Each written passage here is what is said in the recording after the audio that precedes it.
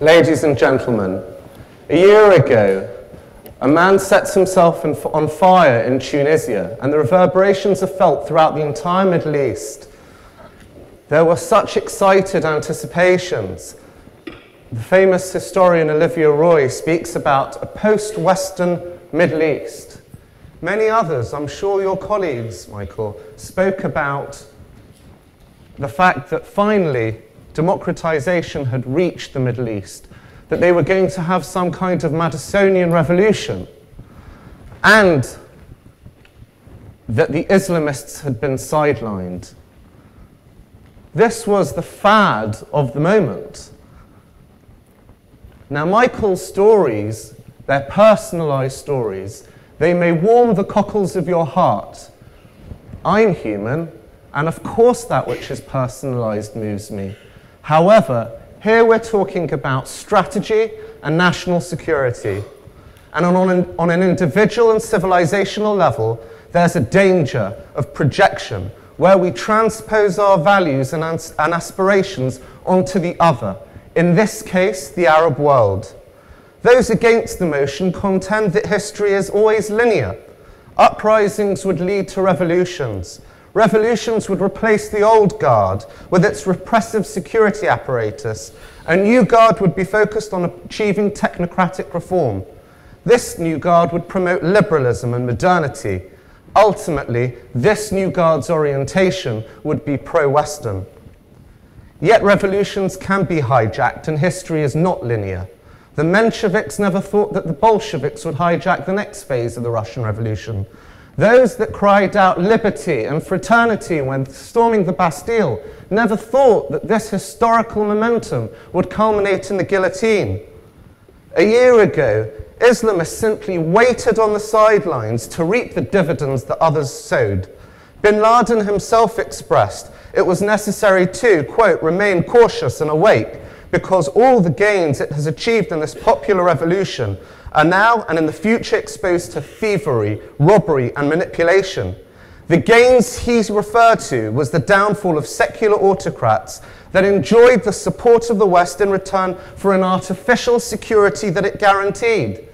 In Egypt, the Muslim Brotherhood and the Salafists together have won over 70% of the vote. Islamists have won prominence in Libya. They've enjoyed victories in Tunisia, and the Muslim Brotherhood now stands to gain from the fall of the Assad regime. The Islamists are not moderate, and to say otherwise would be tantamount as to what the West did to project, as they did in 1979 with the Iranian Revolution. Khomeini was touted as a moderate, as an anti-imperialist, as a capitalist, and yes, even as a supporter of feminism. The US ambassador to Iran, William Sullivan, wrote that Khomeini would work well with younger officers in the Shah's army.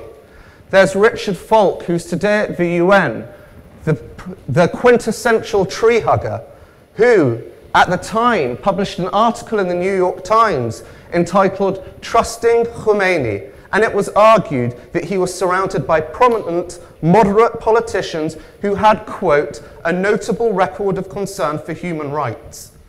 My support of this resolution is in line with my critique of the West's approach towards the Middle East.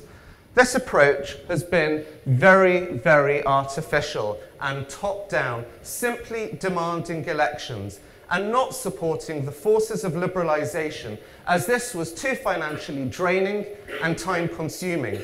Time and time again, the Bush administration had to embarrassingly retreat after it had demanded elections in Egypt, and the Muslim Brotherhood gained greater numbers of seats in the parliament. In Gaza in 2006, Hamas came to power. In Iraq, people with elections voted on ethnic lines, leading to greater bloodshed and political deadlock. The West's failed approach towards the Middle East was facilitated with its obsession of the Israeli-Palestinian conflict. There were those that promoted, like the failed former National Security Advisor, General Jim Jones, that the road to Tehran runs through Jerusalem. A year ago in a conference, I thought that he was smoking weed when he said, if God appeared to me in a room, and asked which one conflict in the whole world would you ask to be addressed that would resolve all global issues, he responded to God, the Israeli-Palestinian conflict. Our own Tony Blair echoed King Hussein, who said that resolving the Israeli-Palestinian conflict was a central pressure point in which, once addressed, would dissipate all regional tensions. Ultimately, we don't want democracy today in the Middle East, but we do want liberalism to take root that will culminate in liberal democracy. Liberalism is marked by the separation of powers, the rule of law, property rights, the freedom of assembly, the freedom of speech, and the freedom of religion. These freedoms protect an individual's liberties from coercion. Fareed Zakaria has expressed, constitutional liberalism is not about the procedures for selecting a government, but rather the government's goals. Where there has been democracy in the past without liberal foundations, the Nazi Party was able to rise to power in Germany. Hamas and Hezbollah were able to assume power in Gaza and Lebanon, respectively. And the Muslim Brotherhood in Egypt. Their set of goals are very different to liberal ones, but rather are marked by despotism, the establishment of Sharia law, and ultimately even genocide. Indeed, the absence of liberalism has caused the Coptic Christians in Egypt to flee, as they will not find comfort in the electoral mandate of the ballot box, but they will be persecuted in the absence of liberalism. The tectonic plates move unpredictably. Democracy without liberalization simply widens the vacuum of governance where nationalist tensions collide, such as between Turkey and Iran over Syria. At other times, a rapprochement can be achieved, as Iran and Egypt experience with, for the first time in over 30 years, Iran sending warships through the Suez Canal. Nuclear materials can proliferate, terrorism can mutate, and radicalism is bred. Iran has sought to extend its sphere of influence in Afghanistan and Iraq to foster political deadlock. There, as well as smuggling weapons, just under a week ago, the commander of Iran's Revolutionary Guards Quds Force was in Damascus to help Assad suppress the growing uprising. Similarly, Al-Qaeda is in the process of reconstituting itself in Yemen and Somalia. Rocket launchers from Libya have found their way to Gaza, and Libyan fighters on the side of Gaddafi are now engaged in Mali. The likelihood is high that Syria's biological and chemical weapons will be a free-for-all for terrorist networks around the world to enjoy with their smuggling spree.